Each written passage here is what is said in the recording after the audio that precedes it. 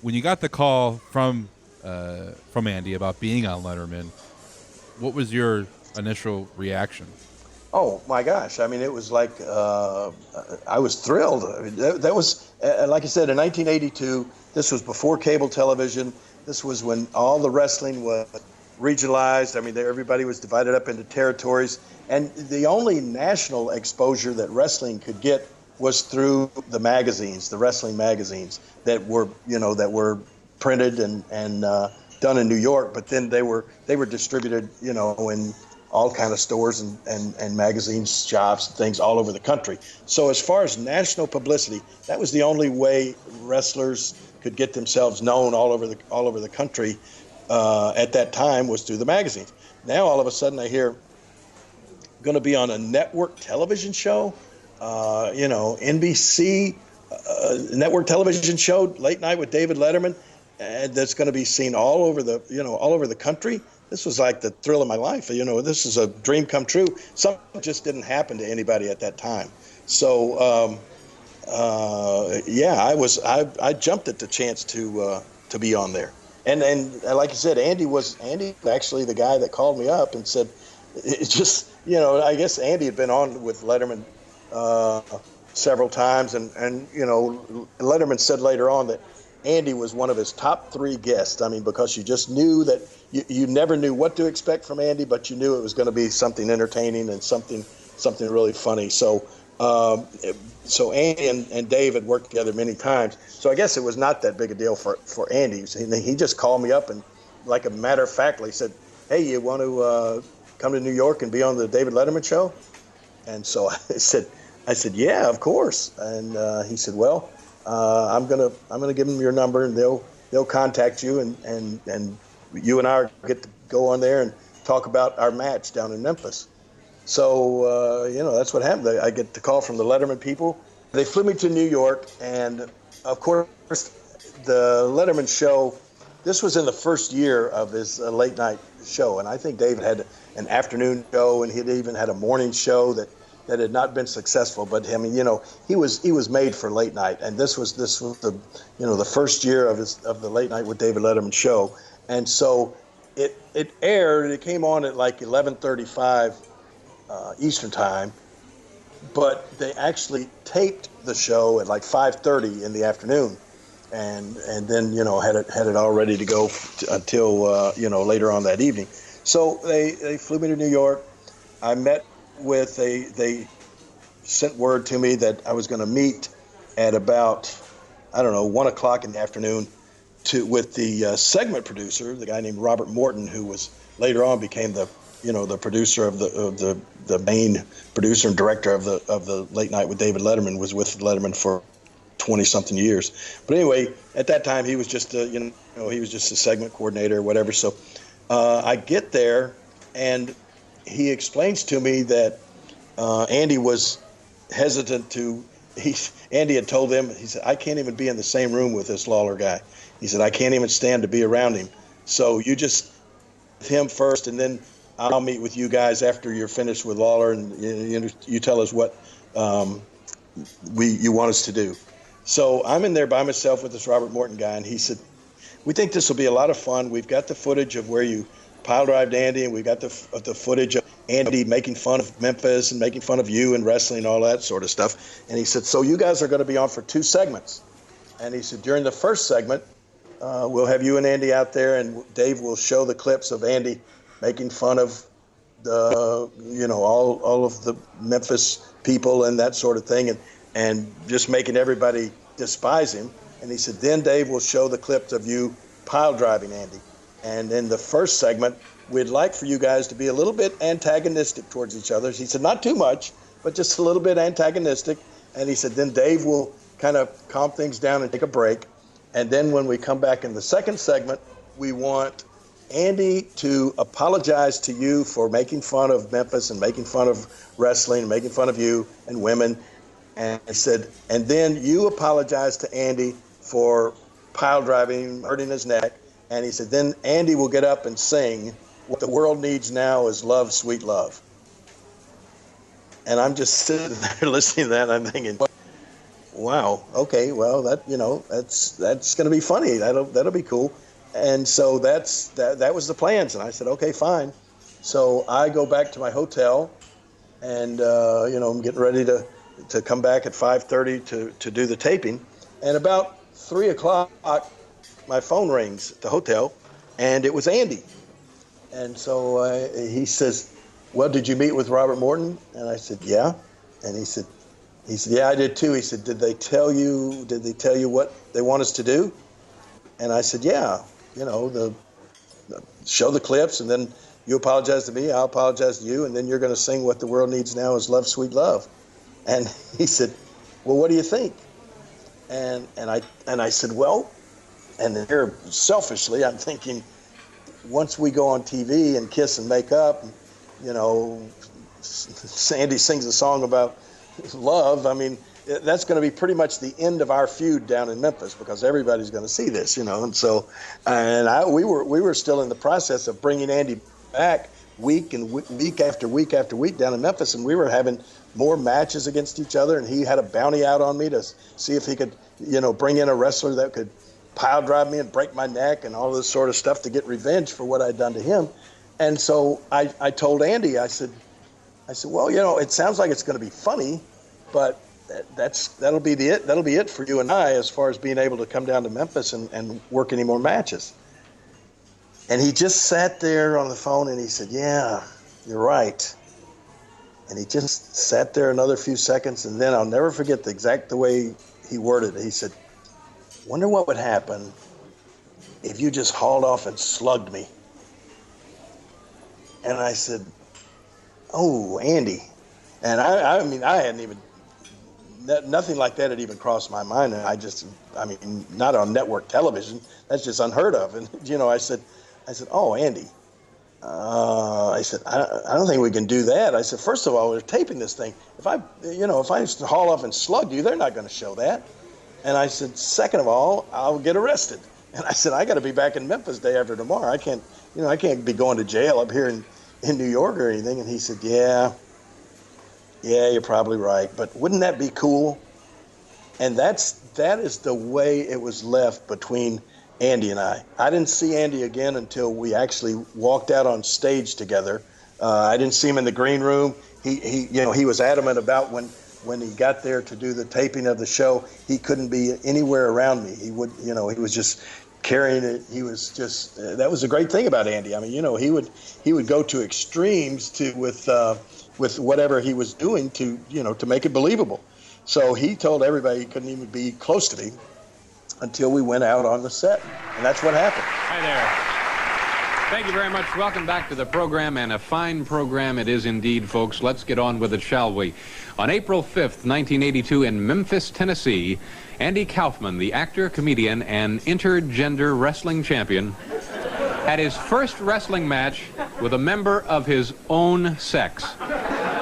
The opponent was a very serious wrestling favorite named Jerry Lawler. I'm sitting back there in the green room. There's a bunch of other people, there are other guests that are going to be on the show. And so, next thing you know, Dave introduces me. And tonight, for the first time on network television, they meet face to face. Here are Andy Kaufman and Jerry Lawler. I go out, I sit down in the chair, and he's got two chairs there. And then he introduces Andy. Here comes Andy out. He got the big cheers from the audience, and he's wearing the neck brace still,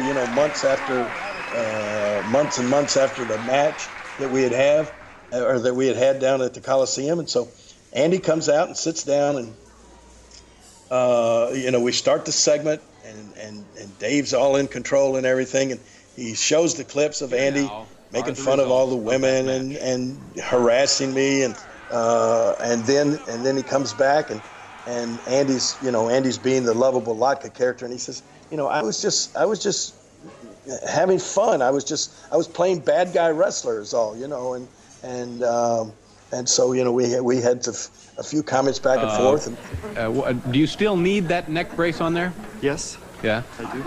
Are you in a lot of pain? Well, I'm not in nearly as much pain as I was, and it's healing, but it's still enough to wear the brace. One of those kind of nagging, lingering injuries that... I don't know what you call it, but I just have to wear the brace. Now, And then Dave showed the clips of me pile driving Andy, and you know, and it looked vicious, and right then the studio audience sort of turned on me. They were like, it was all of a sudden they became like a wrestling audience. You know, they just came back, they were booing me and cheering Andy, you know, during the segment, and then so we got a little bit antagonistic, like they said, sort of, and I realized finally found out why they wanted us to be antagonistic.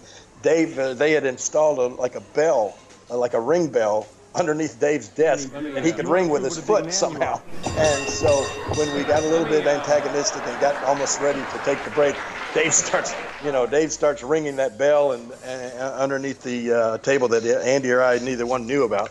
So then he said, we're gonna take a break and see if we can kind of sort things out here, and we'll be back in just a moment.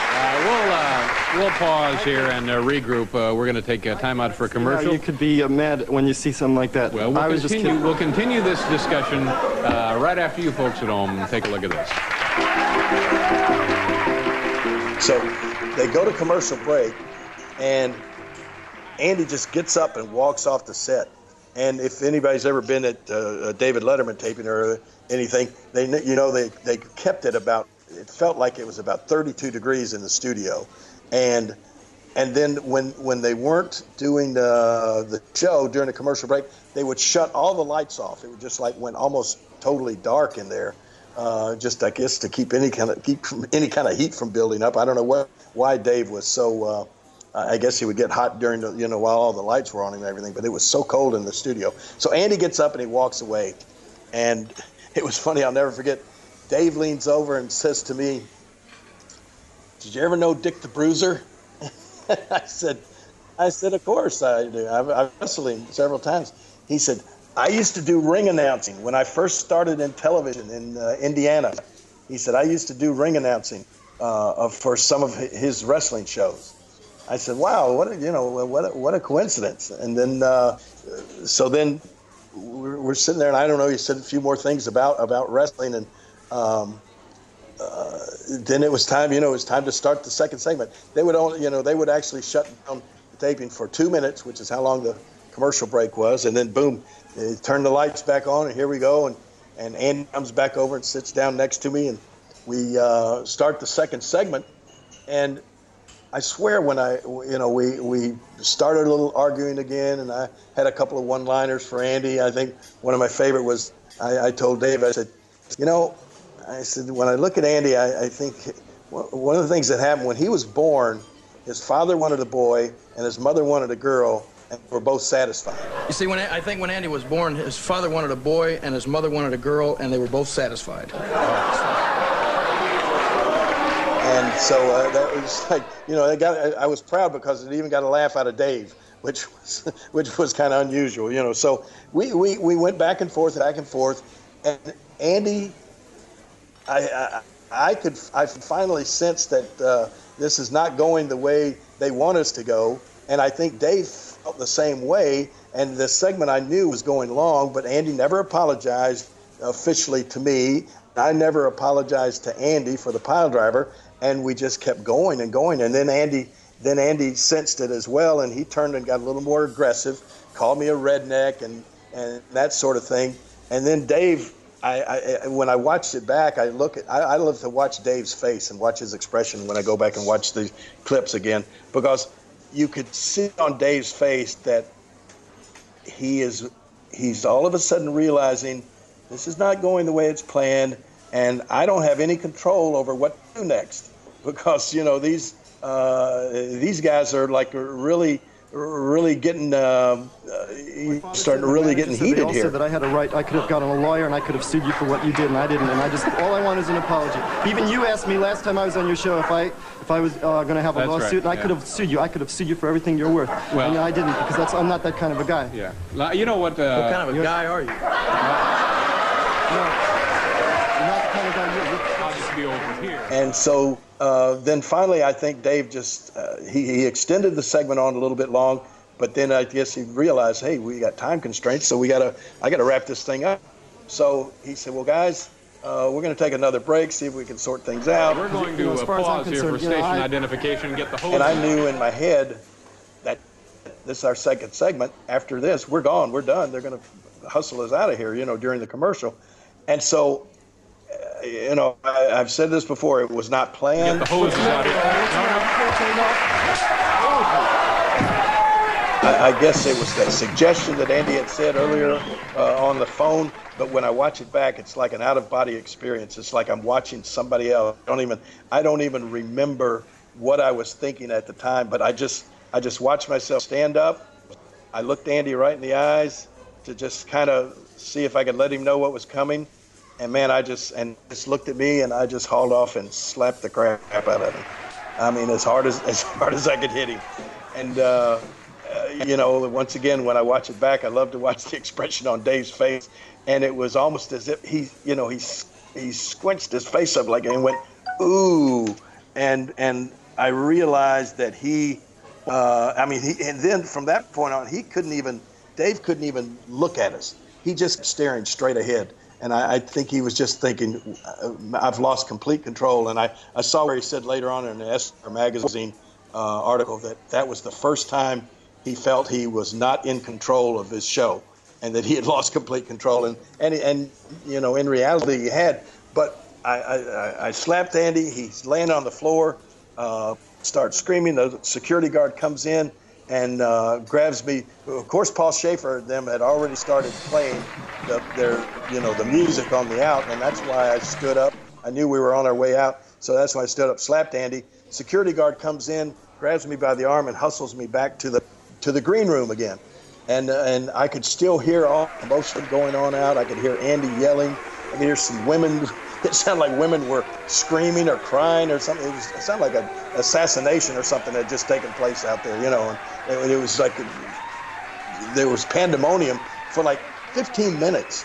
I'm sitting back there in the green room, and then finally it kind of quieted down, and I didn't know whether to expect the police to come in and handcuff me or what to happen next, because I knew Andy, and I knew Andy, was never going to say, oh, that this, we're friends and this is a setup. I mean, if the police had come, Andy would have said, I want him arrested. I know he would. But anyway, the commotion sort of died down after 15 minutes. And I'm sitting in the green room, and then suddenly door kind of creaks open just a little bit, and I see a young intern that was working there at NBC.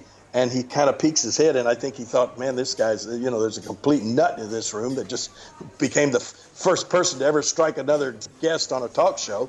And I always say, I think Jerry Springer might have been sitting in the audience of that night and said, hey, this might be a good idea. But anyway, so this little intern sticks his head in and says, Mr. Letterman wants to know if you would like to come back out and sort of wrap things up. And when he said that, I thought immediately in my head, holy mackerel, maybe they're going to show the slap. And so I said, sure, I'll do whatever, So I go back out, I walk back out on the set, and Andy's off over on the side, still holding the side of his head, and he's walking back and forth and talking to people. And I sit back, as I walk back out on the set, all of a sudden it was a complete wrestling crowd. Now, the whole crowd, the whole studio audience, like 750 people, start booing me. And so when I sat down, Dave said, Andy, are you going to come back in here? And Andy said, I'll never forget, he said, no, if I come in there, I'll say words you can't say on television.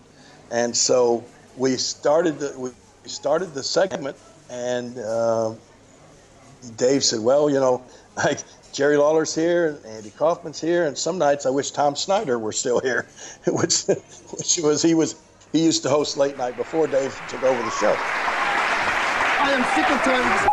Hi there, and welcome back to the show, ladies and gentlemen. As you can tell, Andy Kaufman is here, sort of, and Jerry Lawler is also here, and there's some nights I wish Tom were here, but that's not the case. We come back on, and this is the part that I think really put the whole thing over the top, because Dave knew Andy, and anybody that knew Andy in person and in real life knew that Andy was not, he was really he was a quiet guy. He was very respectful. He was not a kind of guy that you would ever hear say a curse word or swear or anything like that. And suddenly Andy comes in right as we come back on the air, and he lets loose with this tirade, this stream of obscenities, cursing me, calling me every kind of name you can think of. And then of course he said, then all of a sudden he stops in mid-sentence and he says, I'm sorry to use those words on television. For all my fans out there, I'm sorry. But you, Lawler, you're an effing a-hole, and he just goes off again, and there he goes with all these scrants and rage. To use those words on television, I apologize to all my fans. I'm sorry, but you're a...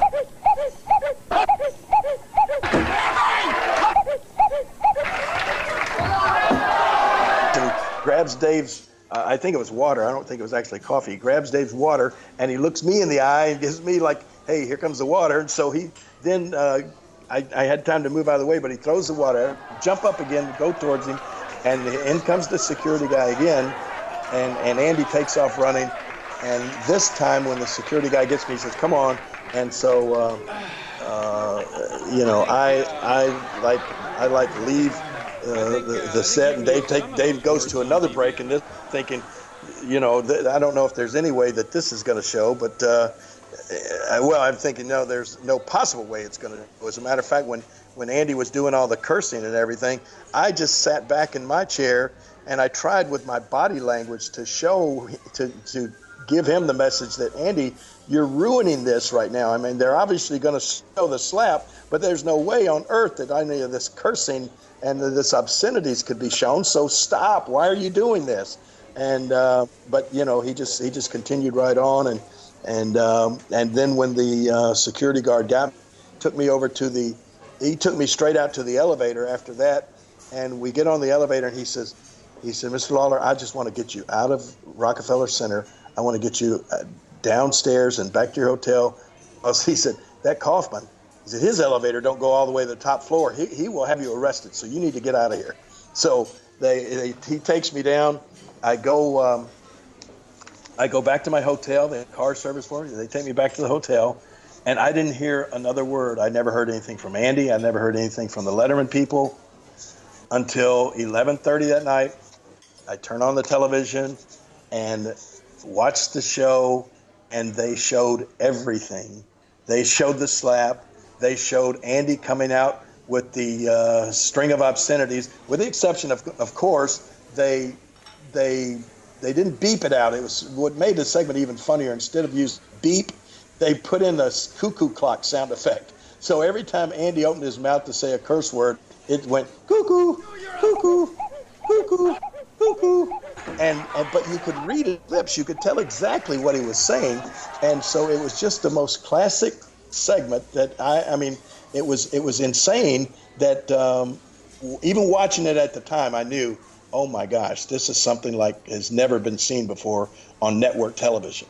And immediately when that aired, the phone started ringing off the hook. I mean, it was the New York Post, it was the New York Times.